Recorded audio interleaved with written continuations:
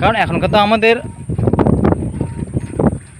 কালচারের মেয়েগুলোকে আমি তো মানে বিশ্বাসটা হারিয়ে যাচ্ছে না, বিশ্বাস হারিয়ে যাচ্ছে।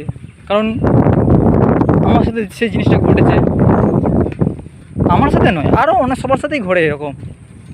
কারণ আমি সেই জায়গায় ধোঁকা পেতে চাইনি। আমি বারবার সেই মানুষটাকে আমার মানুষটাকে আমি বলেছিলাম যে সত্যি যদি ভালোবাসা তাহলে কথা বলো, নাহলে কথা বলতে হবে না।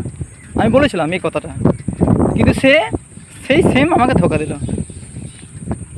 সেই জায়গা থেকে বলছি যে দেখো, তারা ফুর্তি করেছে, ফুর্তি করবে এখানে ওখানে, ফুর্তি করে বেড়াবে, কিন্তু বিয়ে করবে না। কারণ ওদের মেন মতলব কী বলো তো, ভালো করে দেখে বিয়ে করবো আমি, কিন্তু ফুর্তি করে বেড়াবো। তাই সেই জিনিসটা কী হলো, যে বড়লোক ঘরে বিয়ে দেওয়ার জন্য সে ওয়েট করবে, আমি বড়লোক ঘরে বিয়ে করব, সে ওয়েট করবে, কিন্তু ফুর্তিও করবে। যে ছেলের সাথে কথা বলবে তার সাথে সিনেমা হলে যাবে, পার্কে যাবে, কিন্তু সেই গরিব ছেলেটাকে বিয়ে করার ক্ষমতা নেই।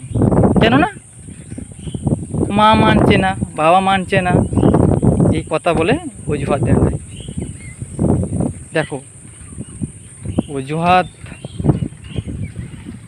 দেখালে সে জায়গায় দেখানো যাবে, কিন্তু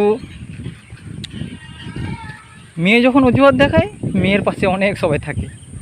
কিন্তু দেখো আমার কেসটা দেখো, আমার জায়গায় যদি সেই মেয়েটা যদি থাকতো, মানে আমি যাকে ভালোবাসি সে যদি হতো যে তাকে আমি রিজেক্ট করছি, সে জায়গায় কী হতো, সবাই আমাকে ঘিরে ধরতো, কেন তুই একে বিয়ে করবি না, কেন এতদিন তোদের রিলেশনশিপ, এতদিন তুই তোর সাথে মিলেমিশা করেছিস, কেন তুই রাখবি না ওকে, আমাকে সবাই গলা টিপে ধরতো। কিন্তু ও মেয়ে না,